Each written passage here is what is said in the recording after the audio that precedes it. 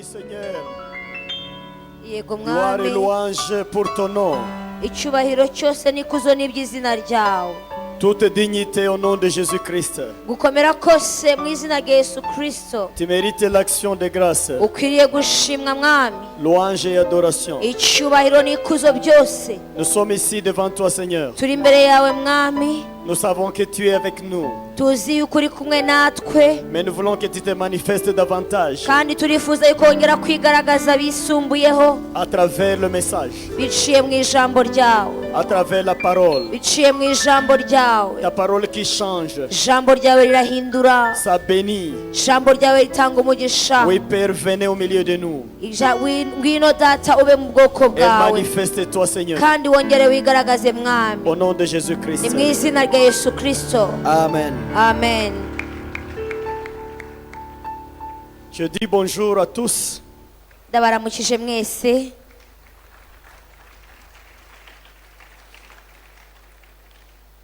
Et je vous invite à la lecture de la Bible dans Habakkuk chapitre 2 et verset 1.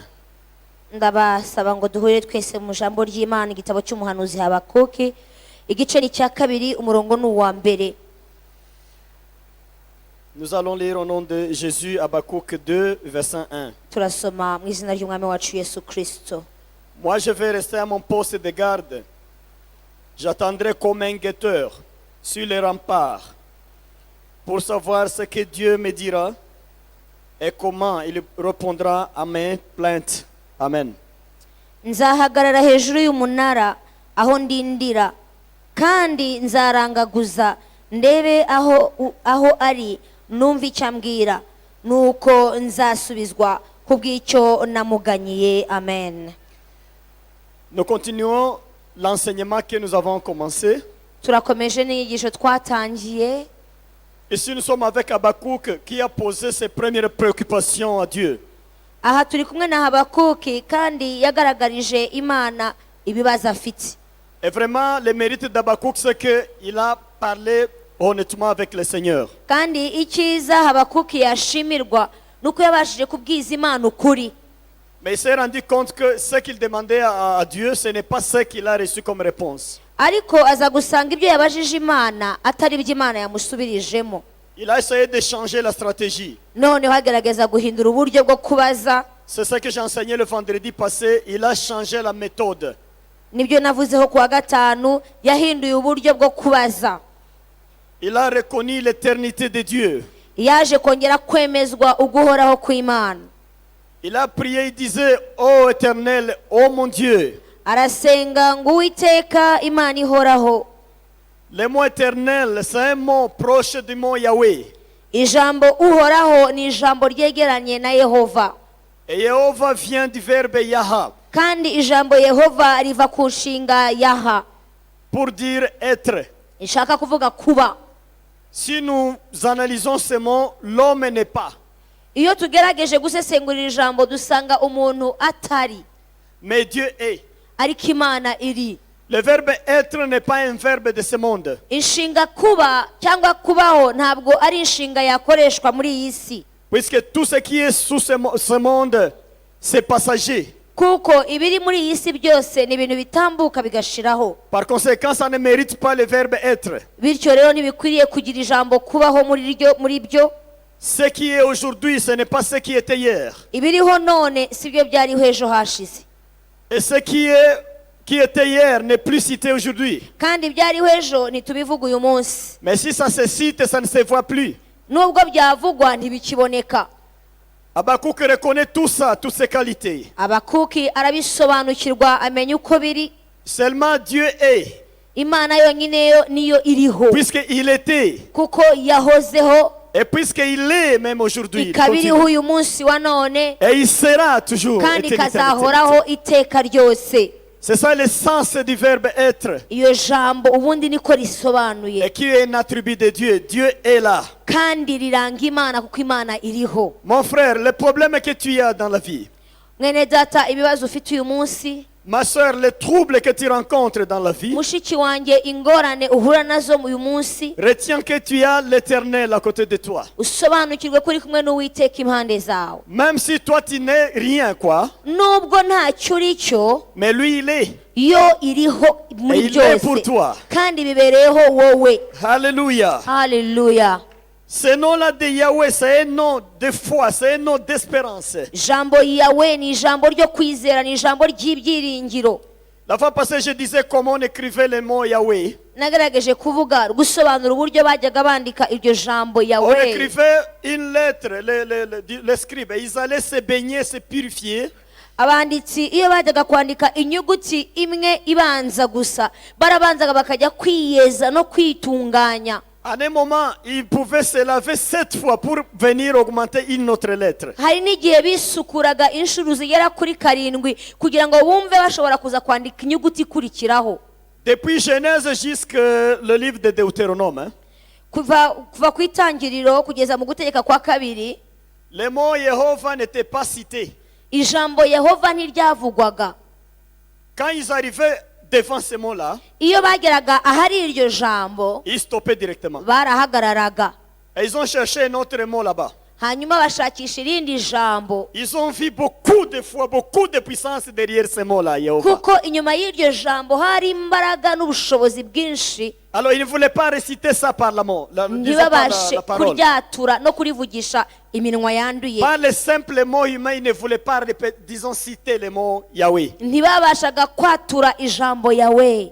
C'est après que ce mot sera utilisé. Nyuma yaho niho iryo jambo ryatangiye gukoreshwa. À la place du mot Yahweh, il parlait d'Adonai, c'est un autre mot, Aho kugira ngo bavuge Yehova bavugaga Adonai, ni irindi zina ry'Imana, pour dire Seigneur. bakavuga mwami. Mais le mot être, le verbe être lui-même, Ariko ijambo kubaho cyangwa ndiho ou bien éternel, cyangwa uhoraho c'est un mot d'origine céleste. ni ijambo rikomoka mu ijuru, Ça a la puissance, rifite imbaraga, ça a la nature de notre Dieu, rifite kamere ça a la y'ubumana, dignité de notre Dieu. rifite icyubahiro cy'ubumana. Habakkuk change de méthode. Habakuki rero ahindura uko avuga, Il reconnaît que celui-là, ce n'est plus n'importe quoi, mais c'est maintenant éternel, le Dieu. yemera ko uwo yabajije ari undi atari umuntu usanzwe nkawe, ahubwo ari uhoraho Imana. Et puis il dit, toi, tu es mon Dieu, tu es éternel, tu ne meurs pas, tu ne quittes pas, tu ne changes pas. Uri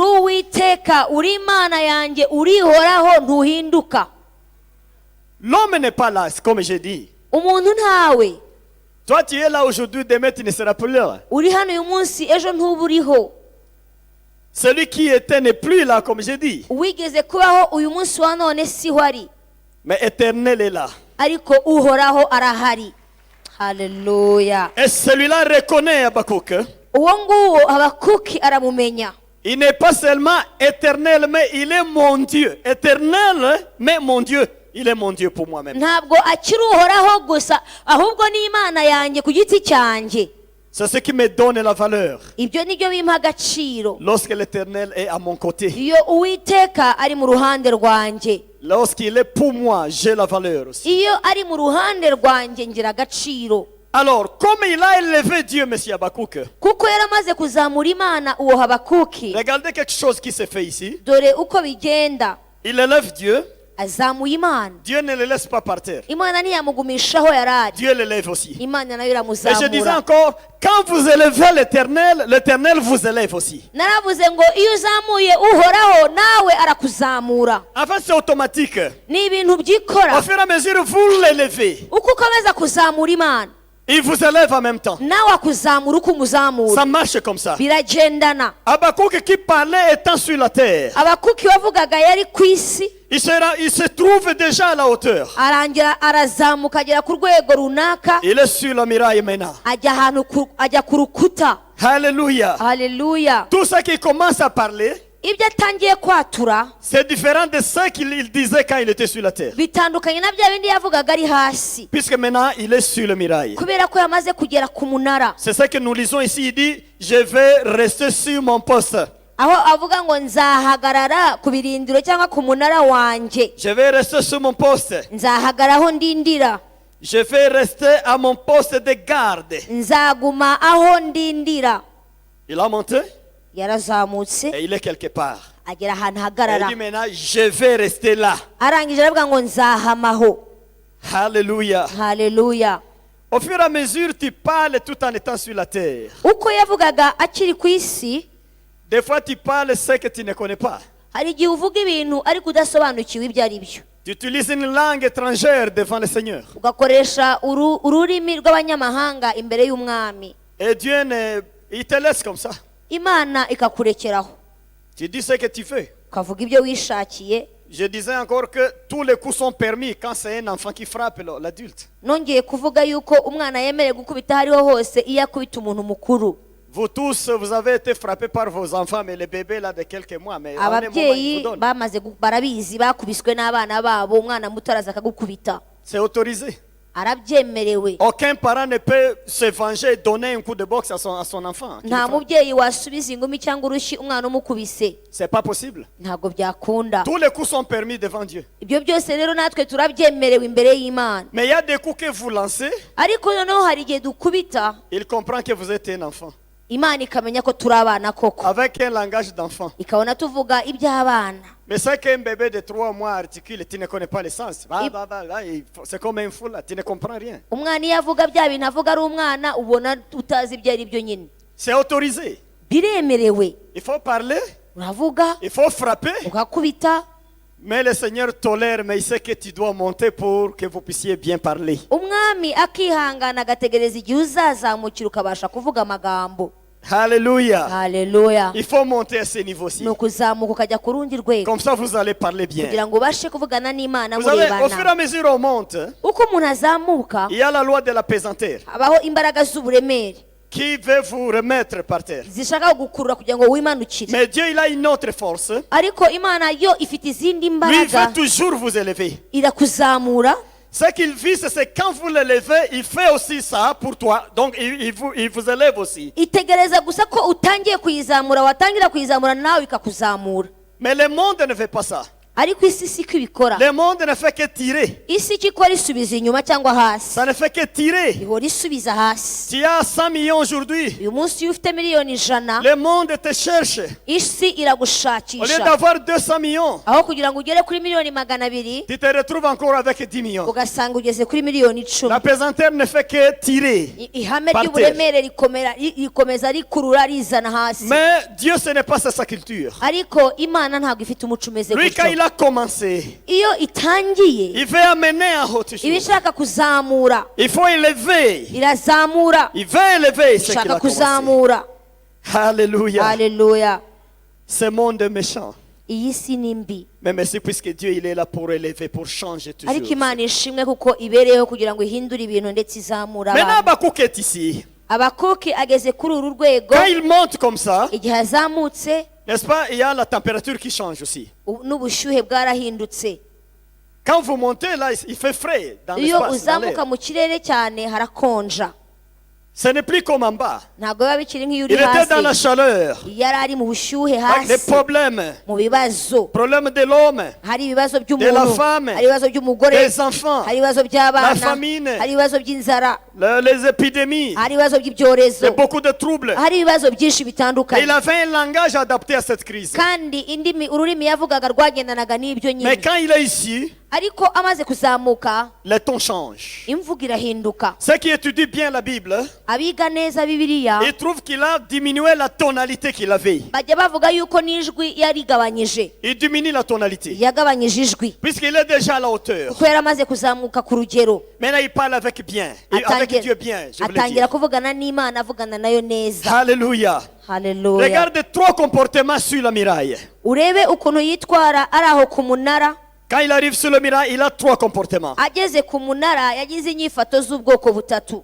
3 comportements. Inyifato Sur le muraille, il a 3 comportements. aho ku munara hari ukuntu yitwaye. Mais vous allez vous demander, mais qu'est-ce que c'est? Est-ce que ça c'est juste une imagination de l'auteur?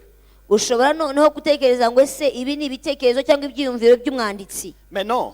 Oya. En Israël ancien, c'est comme ça qu'on gardait les villes. Muri Isirayeli ya kera uko niko barindaga imijyi. À l'entrée principale, on construisait en fait une maisonnette en étage et les gardiens se cachaient là-bas. ku irembo ryinjira mu mujyi habaga hariho urukuta, hejuru y'urukuta hubatseho akazu hakajyaho umurinzi. Alors lui avait deux missions, le guetteur là. Umurinzi yagenzwaga n'ibintu bibiri. Il regardait à l'intérieur. Yarebaga imbere uko Il regardait bimeze, aussi à l'extérieur. akanareba hakurya inyuma y'urugo uko À hameze. l'intérieur, il contrôlait les choses qui se passent parmi son peuple. Imbere yarebaga ibyo ubwoko burimo bukora. À l'extérieur, Hanyuma hanze il regardait quand l'ennemi vient. akareba niba nta mwanzi utera. Et s'il voit l'ennemi, Yabona umwanzi il sonnait le corps. yavuzaga ihembe. Le corps est connu ici, voilà le monsieur, il a ça. Ihembe ni ririya musore afite. Il poussait le cri avec ça. Yararivuzaga. Et là, le militaire Hanyuma et abasirikare tous les agents de sécurité, ndetse n'abagenzura umutekano bose et ils savaient qu'il y a un danger qui arrive. bakamenya yuko hari ikibazo giteye. Et ils savaient qu'il y a un danger qui arrive. Bakamenya ko hari ikibazo kivuye hanze. Et à partir de ça, Kubera ko ils yavugije, se mettaient en position pour protéger le peuple. bahagararaga mu myanya yabo kugira ngo barinde Mais quand il y a ubwoko. aussi un problème à l'intérieur, Haba hari n'ikibazo imbere, les gardiens regardaient ça et ils signalaient qu'il y a un problème. uwarindaga yarabirebaga akavuga ko hari ikibazo mo imbere. Et le corps là avait plusieurs cris. Kandi ihembe ryavuzwaga mu buryo butandukanye. Il y avait d'avertissement pour les problèmes internes. Hari ihembe rirangurura ijwi rivuga ko hari ikibazo mu gihugu. Et quand il s'agit d'attaque extérieure, il y a la façon de jouer ça. Iyo cyabaga ari igitero kivuye hanze harangururaga irindi jwi. Voilà ce qu'Habakkuk a fait. Uko niko Habakuki yabigenje. Et si vous m'avez suivi depuis le mardi passé, Niba twaragendanye kuva kwa kabiri, peut-être il a eu un problème avec Dieu puisqu'il n'a pas joué le rôle de guetteur des deux côtés. ashobora kuba yarahuye n'ikibazo mu itangiriro kubera ko atari yabaye umuntu urangaguza ngo arebe imbere arebe n'inyuma. Il n'a pas bien vérifié ce qui s'est passé dans son Ntiyari pays. yabanje kureba ibirimo bibera mu mudugudu cyangwa mu gace ke. Mais je me demande, Ariko nkibaza, c'est ce que Dieu m'a donné ce matin même. Imana nibyo yampaye uyu Est-ce que munsi. vous, parents, nous sommes des guetteurs aujourd'hui? Ese ababyeyi mwebwe ababyeyi nanjye nk'umubyeyi uyu munsi turi abarinzi, Nous sommes des guetteurs. turi abantu bareba hirya no hino? Nous regardons dedans, dans la famille et puis à l'extérieur à la fois. Ese turi abantu bitegereza iwacu mu muryango uko bimeze Quel est n'inyuma le y'umuryango? danger qui attaque ma famille? Ese tureba akaga gateye umuryango wacu? Quel est le risque devant lequel ma famille est exposée? Ese ni ubuhe bwenge na yahe mayeri ya satani umuryango wanjye ugiye guhura nayo? L'ennemi de l'intérieur. Uwo ni umwanzi w'imbere, Mais il y a aussi l'ennemi de l'extérieur. hakaba n'umwanzi wo hanze. Est-ce que nous regardons aujourd'hui? Ese ibyo turabireba? Nous prions pour la bénédiction de nos familles. Turasengera imigisha kugira ngo imiryango yacu Mais est-ce yibone. que nous jouons le rôle de guetteurs? Ariko se turarangaguza tukareba hirya no hino tugakora umurimo wacu?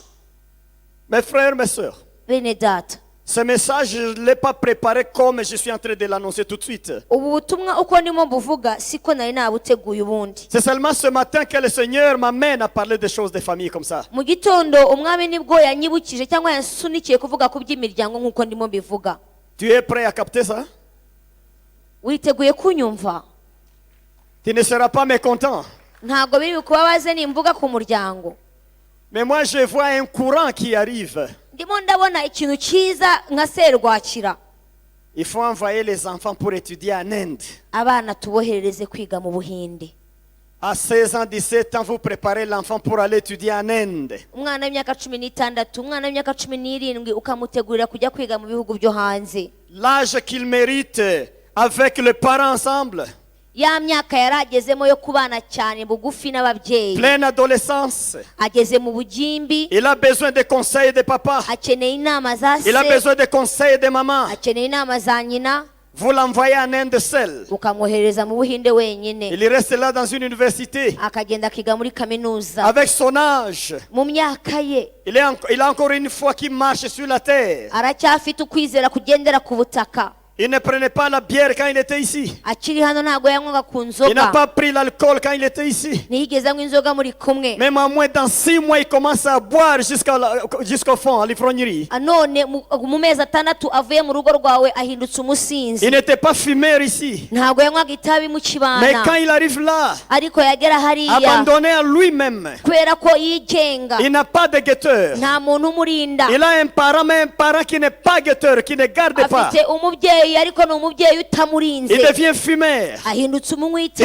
prend la w'itabi, chambre. atangiye kunywa urumogi, Il devient compliqué. ahindutse umwana udakoreka. Et les parents là où il est à Kigali, Umubyeyi aho ari i Kigali il est seulement fier d'être au milieu d'autres papas anezerewe kwicarana n'abandi bagabo et dire j'ai fait étudier mon enfant. avuga ngo umwana namwohereje hanze. Il est en Inde. Iryo ni ryo shema kuko umwana yiga mu Buhinde, Il est en Belgique. ari mu Bubiligi, Il est en Suède. ari muri Suède, Il est en Suisse. ari muri Suisse, Il est aux ari États-Unis. muri Amerika. Êtes-vous des guetteurs? Ese muri abarinzi? Êtes-vous des guetteurs? Muri abarinzi? L'enfant, c'est l'église d'aujourd'hui et l'église de demain. Umwana wawe niwe torero rya none, ni nawe torero ry'ejo. Cet enfant-là, c'est ton avenir toi-même. Uwo mwana niwe ejo hawe hazaza nawe ku Mais giti comme cyawe. tu n'es pas guetteur, None ntabwo uri umurinzi, tu choisis le prestige. wahisemo kuba umuherwe. Je fais étudier l'enfant à l'étranger. Umwana wanjye yiga hanze. Mais qu'est-ce qu'il y a en Europe? Hanze hari iki? Qu'est-ce qu'il y a en Hari Inde? iki mu Buhinde? Qu'est-ce qu'il y a aux Hari États-Unis iki muri Amerika? par rapport à ton enfant? Ku birebana n'umwana Qu'est-ce qu'il y a wawe là? ni iki gihari?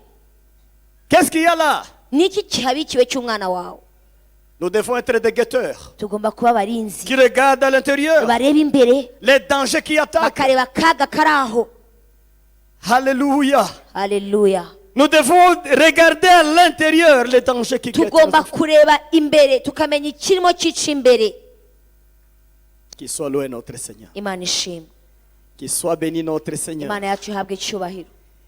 Nous devons être des guetteurs. Dukwiye kuba abarinzi. Ce matin, je disais encore, Iki gitondo nongeye ndavuga ngo par ordre du Seigneur, kuko umwami yari abintegetse, si ça gêne quelqu'un, je m'excuse. nihagira uwo bibangamira anyorohere anyihanganire. Ta fille a 15 ans, 16 ans. Umwana wawe w'umukobwa afite imyaka 15 cyangwa 16, Le comportement change. ahinduye inyifato.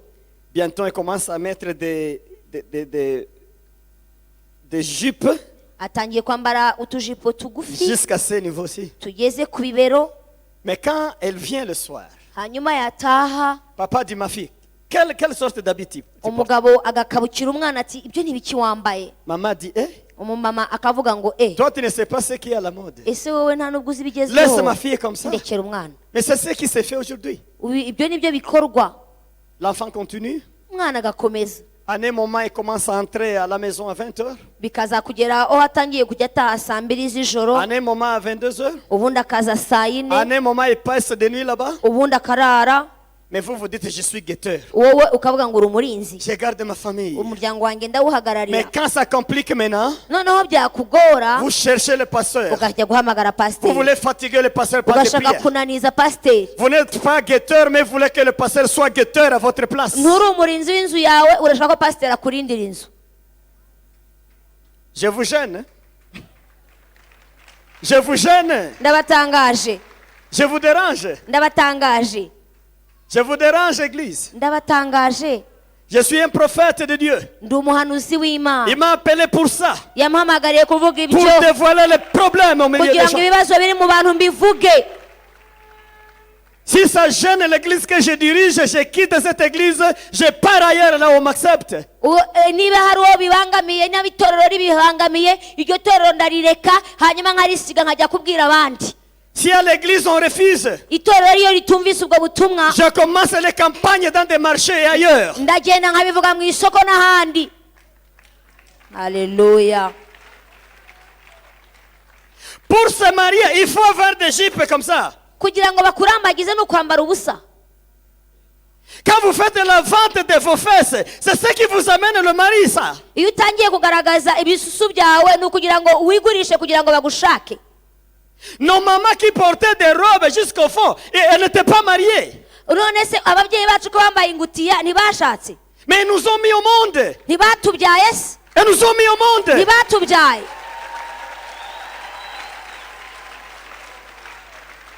Le mariage n'est pas donné par des jupes à ce niveau. Ntago gushakwa kurambagizwa kukurabikwa biterwa nuko wambaye ubusa. Une bonne femme, c'est Dieu qui donne. Umugore mwiza n'ubundi atangwa Un bon n'Imana. mari, c'est Dieu qui donne. N'umugabo mwiza atangwa n'Imana. Alléluia. Amen. Il faut être des guetteurs de la famille. Il faut guetter ce qui doit entrer de mauvais. Tugomba kurinda amago yacu tukamenya ibiba mu mago yacu.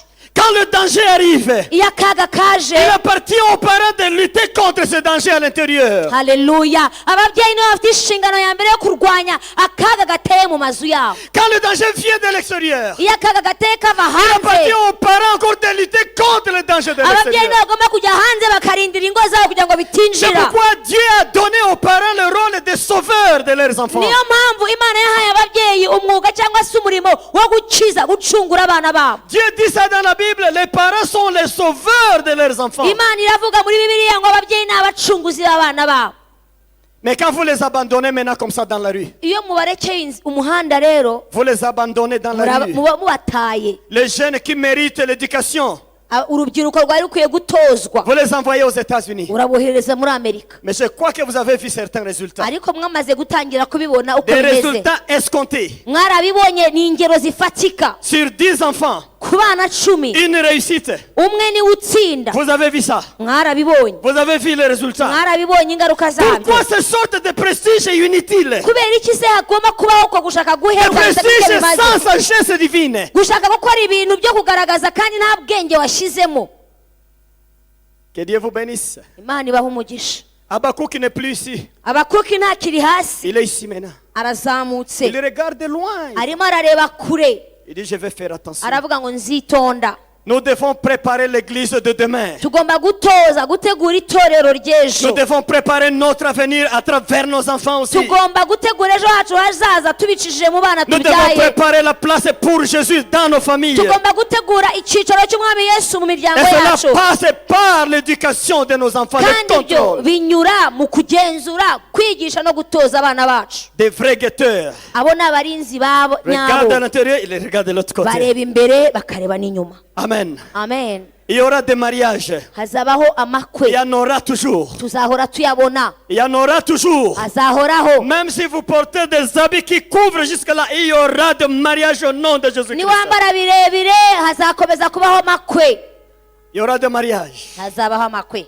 Alléluia. haleluya. Puisque c'est Dieu qui donne le mariage. kuko imana niyo itanga urushako. Amen. amen. Que cela vous aide dans nos familles. ibyo bidufashe mu miryango yacu. Les 3 comportements de monsieur Habakkuk sur le mirail.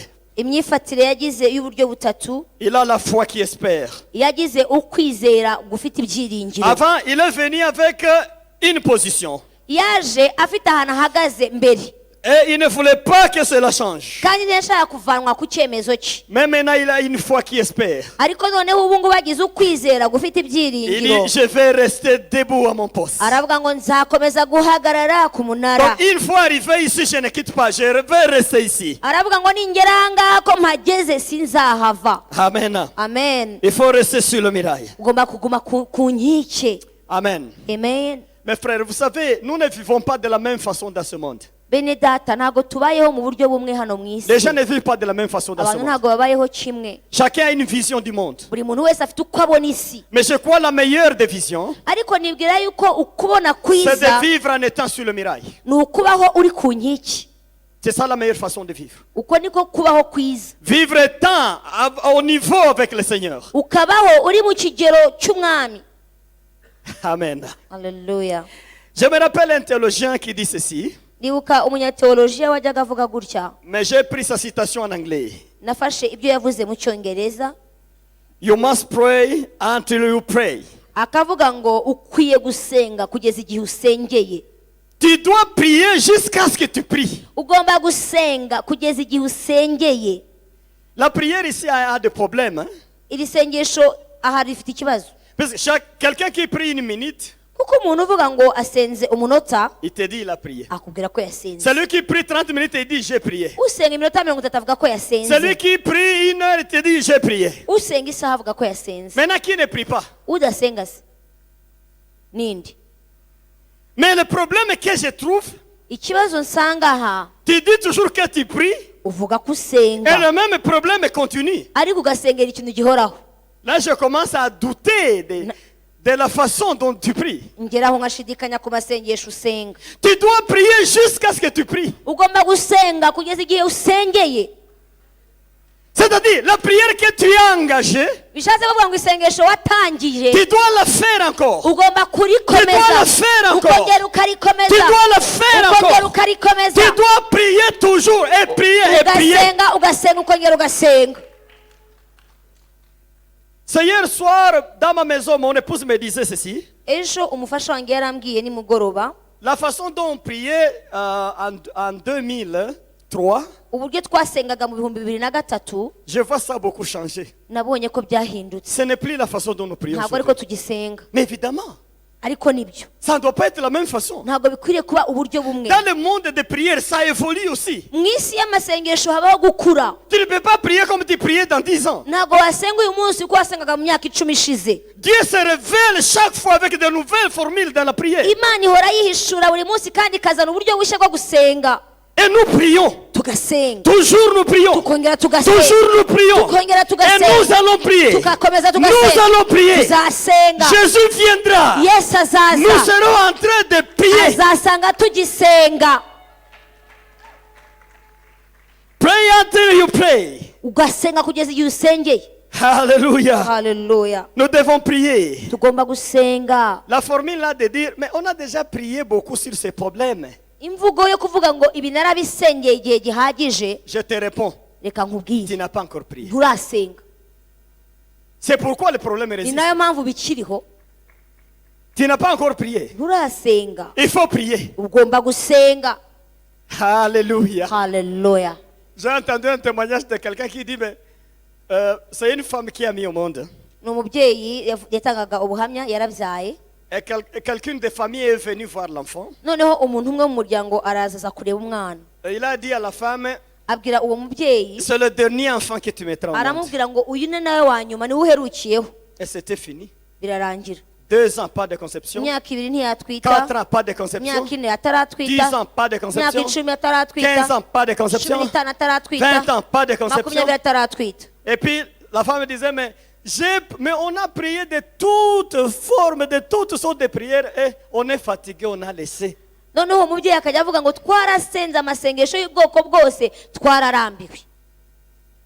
Maintenant, comment on va conclure cette équation? None se uwo mubare turawusobanura dute? Elle a prié ou elle n'a pas prié? Yarasenze cyangwa ntiyasenze?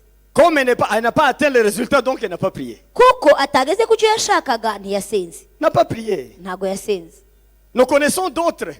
Tuzi n'abandi On a fait ça. bakoze Le ibi, même geste, on dit, tu ne mettras plus au monde un enfant. noneho undi muntu akamubwira ngo ntuzabyara, Mais le jour où ce mot sort, ariko bakimubwira ayo magambo, le même jour, uwo mwanya il commence à attaquer ça. atangira gusenya iryo Il jambo, frappe ça. ararisenya, Il détourne ça. aracyanga, Il remet ça à celui qui arihindura a envoyé. ubusa aryoherereza nyiri Et kuryohereza, de quelques années, il y a l'enfant. hanyuma nyuma y'icyo gihe agatwita. C'est ça prier. Uko niko J'ai gusenga. prié pour ça. Et j'ai Narabisengeye, vu la réponse. ndangije ndabibona. Hallelujah. You must pray until you pray. Ugomba gusenga kugeza igihe usengeye. Hallelujah. Haleluya. Hallelujah. Haleluya. Comme la biche soupire auprès des cours d'eau dans le désert. Nk'uko imparakazi yahagizwa no gushaka imigezi mu butayu, C'est ainsi que mon cœur soupire auprès de niko toi, umutima oh wanjye Dieu. wahagizwa no kukwifuza Mana. Ça, c'est le psaume 42. Iyo ni Zaburi ya 42. Oh, Haleluya. comme la biche soupire. Nk'uko imparakazi yahagira, L'auteur, il prend l'image du désert. umwanditsi yafashe urugero rwo mu butayu Pendant l'été, igihe hari iki, où les biches allaient chercher de l'eau. aho imparakazi ijya gushakisha amazi. Malheureusement, c'est l'été. Nyamara ni muki, Malheureusement, c'est dans le désert. ikibabaje ni no mu butayu. La biche se servait de nez pour essayer de voir là où il y a l'humidité. Imparakazi yagerageza gushaka ahantu haba hari ikime mu butaka, Et s'il sent l'odeur de l'eau, yakumva impumuro y'ubutaka il bwahuye commence à n'amazi, creuser, il creuse, gatangira il creuse, il creuse. ikimba Même à 3 mètres. hanyuma muri metero nk'eshatu Pour arriver quand même kugira ngo ihagere, à trouver un peu d'eau. kugira ngo ibone amazi make. Le psalmiste répète ça. arongera akabivuga ngo Comme la biche ngo nk'uko imparakazi soupire en yahagira cherchant les sources d'eau. ishakisha C'est comme ça ibigezi que mon cœur, niko nanjye umutima mon wanjye cœur te cherche, oh Dieu. urimo gushaka mana J'ai la soif de toi, Dieu. ndakunyotewe mana J'ai la yanjye soif de toi, Dieu. ndakunyotewe mwami Je dois wanjye soupirer jusqu'à ce que je trouve de l'eau pour ma ngomba vie. kwahagira ngashakisha kugeza igihe nkubonye mana Alléluia. haleluya Le vendredi passé, nous étions bénis ici. kwa gatanu twahawe umugisha Le Seigneur Jésus est venu umwami yaratugendereye et nous a dit de prendre des papiers aratubwira ngo dufate impapuro et il faut décrire les besoins, disons les requêtes que nous avons ngo chacun. noneho dushyireho ibyifuzo dufite muri iyi minsi 40. Nous avons annoncé ça à l'église. ibyo twarabivuze ku bari bahari mu itorero Pour le reste de temps qu'il nous reste dans les 40 jours. muri iyi minsi dusigajeyo muri aya masengesho Si tu n'es pas là le vendredi, allez faire ça. niba kuwa gatanu utarabanye natwe nawe nutaha ubikore Écrivez. fata urupapuro Écrivez. wandike N'écrivez pas de petites choses inutiles. ntiwandike ibintu byoroheje wandike ibintu bikomeye Écrivez bigoye les ubuzima choses bwawe importantes là. ibintu by'ingenzi Écrivez, écrivez. ibyo byose ubyandike Allez mettre dans le mur. hanyuma ugende ubishyire ahantu ku gikuta Si tu veux, tu mets ça au salon. nushaka ubishyire no muri salo Si tu veux, tu mets ça en chambre. Si ça nushaka ubishyire t'intéresse. mu cyumba cyawe Mettez-la. ugire ahantu ubishyira Laissez-la ubigumisha ahantu pour le reste de 40 jours. muri iyi minsi dusigaje y'amasengesho Le Seigneur a dit, j'aimerais voir ça chez vous, chez chacun de vous. umwami arifuza kuza mu mazu yacu akagira ahantu abona twanditse ibyo dushaka Je vais répondre. umwami azasubiza Je vais répondre. umwami azasubiza Nous serons en train de creuser. twebwe turimo turimba Nous serons en train de creuser turimo turimba jusqu'à trouver de l'eau là-bas. kugeza igihe tuzabonera amazi Ce n'est pas facile. ntabwo ari ibintu byoroshye Mais la biche n'a pas de machette pour creuser. kandi ntabwo imparakazi igira isuka ikoresha Il utilise les sabots. ikoresha amajanja Les sabots. ikoresha amajanja Imaginez-vous arriver à 2 mètres. noneho iba zigeze muri metero C'est la ebyiri souffrance. iba yabize Mais icyuya il finira par. ariko hari umunsi Attraper de l'eau là-bas. izagera ku mazi Et finira par attraper de izagera l'eau. ku mazi C'est ça que le psalmiste nous demande. niko umwanditsi wa zaburi natwe Comme la atubwira biche qui trébiche, nk'uko imparakazi qui souffre pour chercher les eaux. ishakisha kugira ngo ibone amazi Oh Dieu moi-même, mana yanjye nanjye je niko te ndi cherche. ndagushaka Je veux te trouver. ndashaka kukubona Je vais te trouver, oh ndashaka Seigneur. kukubona mana Je vais te trouver. ndashaka kukugeraho Ma vie ne doit pas rester comme ça. ubuzima bwanjye ntibukwiriye kuguma ahantu C'est pas hamwe possible. ntabwo bukwiriye kuguma ahantu hamwe Alléluia. haleluya Alléluia. haleluya Alléluia. haleluya Ma vie doit changer. imibereho yanjye ikwiriye guhinduka Ta vie doit changer. imibereho yawe ikwiye guhinduka Ça doit changer. byose bikwiriye guhinduka Ça doit changer. bigomba guhinduka Ça doit changer. bigomba guhinduka Dans moi, il y a une faiblesse. Hein. muri igihe nyangira intege nke Moi, je suis un homme qui n'est pas, je ne suis pas tiqué par les choses. ntabwo ibintu bijya binshitura Je suis comme ça. ni uko nteye Pour me faire rire, hein, kugira ngo unsetse c'est seulement l'Esprit de Dieu qui me fait ni rire. umwuka w'imana wenyine Avant, je pensais que c'est l'Europe qui était le paradis. kera najyaga nibwira ko kuba i burayi ari nko muri paradi Mais quand j'arrive dans l'Europe, ngeze i burayi dans plusieurs pays, mu bihugu byinshi nagiyemo je ne ris pas. sinaseka Je rentre encore chez nous en Afrique. nongera nsubira mu rugo meze uko nagiye Je viens dans des pays en Afrique. noneho njya mu bindi bihugu muri afurika Je ne suis pas satisfait. mbona ntabwo bishituye Je vais dans les continents américains. njya noneho ku mugabane wa amerika Je ne vois rien de spécial. mbona nta kitangaje gihari Et je suis resté comme ça, tel que tu me vois. nikomereza uko nyine umbona Je n'ai pas beaucoup d'ambition. ntabwo ngambirira ibintu byinshi cyane Mais j'ai les ambitions dans le Seigneur. ariko mu mwami ngambirira byinshi Mes ambitions se cachent dans le Seigneur. ibyo ngambirira n'ibyo nifuza kugeraho ni mu mwami Mais le Seigneur m'a pris toute ma jeunesse. umwami yantwaye ubusore bwanjye bwose Il m'a pris ça. antwara ubuto Je n'ai pas profité une jeunesse comme les gens de ce monde. ntabwo jyewe naryohewe ubuto nk'uko abandi babiryohererwa Des fois, j'ai réfléchi à ça. noneho njya mbyibuka Maintenant, je dis, nkavuga ariko ici où nous sommes, aho et tugeze là aha où nous allons, Seigneur, n'aho tugiye c'est tout ça. n'ibi gusa Il faut que les choses changent encore. ibintu bikwiriye guhinduka noneho Quand ça change dans le spirituel, nibihinduka mu mwuka c'est là que je sens la paix à moi. Je aho sens niho la joie. nzumva nguwe neza neza umunezero w'Imana ukanyuzura. Ça doit changer. Bigomba guhinduka. Même pour toi, il faut que ça change. Nawe bigomba kuguhindukira. Il faut que ça change. Bigomba guhinduka. Nous allons creuser. Tuzimba. Nous allons creuser. Tuzimba. Et creuser encore. Twongere twimbe. Comme une biche. Tumere nk'imparakazi. Jusqu'à les choses changent. Kugeza igihe ibintu Jusqu'on bihinduke. rencontre le Seigneur. Igihe duhuriye Jusqu'on n'umwami. les touche avec les mains. Igihe dukoze ku mwami n'intoki zacu. Mes frères, mes sœurs, Bene data. je dis toujours ceci. Nkunda kuvuga aya magambo. Le siècle que nous avons aujourd'hui, Ikinyejana turimo c'est un siècle problématique. ni ikinyejana cy'ibibazo. Les séculiers nous attaquent. Abantu b'isi barimo Les baradutera. séculiers nous attaquent. Abagendana n'iki gihe Les baragenda. courants de ce monde nous attaquent. Ibigendana n'isi biradutera. Le christianisme tend à perdre le pouvoir qu'il avait. Ubukristo burimo buratakaza indangagaciro zabwo. Même la prière, N'isengesho. même l'évangile, N'ubutumwa tout le bwiza. ministère à l'église, Imirimo yose iri mu ça itorero. sera sans sens. Birimo birasa nk'aho bidafite Ça aho sera bijya. non sens. Birasa nk'ibintu bidafite Ça doit icyerekezo. s'accompagner encore Bigomba kongera guherekezwa d'une onction. n'andi mavuta. Ça doit s'accompagner Bigomba encore kongera gukomezwa de la puissance de Dieu, n'imbaraga z'Imana. la puissance des Imbaraga miracles, z'ibitangaza. la puissance de changer les Imbaraga choses. zo guhindura ibintu. Mais cela est possible Ariko ibyo bizashoboka si gusa les hommes et les femmes de Dieu s'engagent. abagabo n'abakore b'Imana Ils se bifashe donnent dans le Seigneur. biyemeje mu mwami. Ils creusent Bakimba creuze. bakimba comme Habakkuk a creusé kuko Habakuki yimbye jusqu'à toucher Dieu. kugeza igihe bakoreye ku Ils Mana touchent Dieu. bagakora ku Mana. Le monde doit voir Dieu. Isi igomba kubona Le Imana. monde que nous avons doit voir Dieu de nouveau. Isi turimo uyu munsi igomba kongera kubona Ce Imana. siècle a besoin de Dieu. Iki kinyejana gikeneye Imana. Ce siècle a soif de Iki Dieu. kinyejana kinyotewe Imana. Les gens meurent par la soif de la parole de Dieu.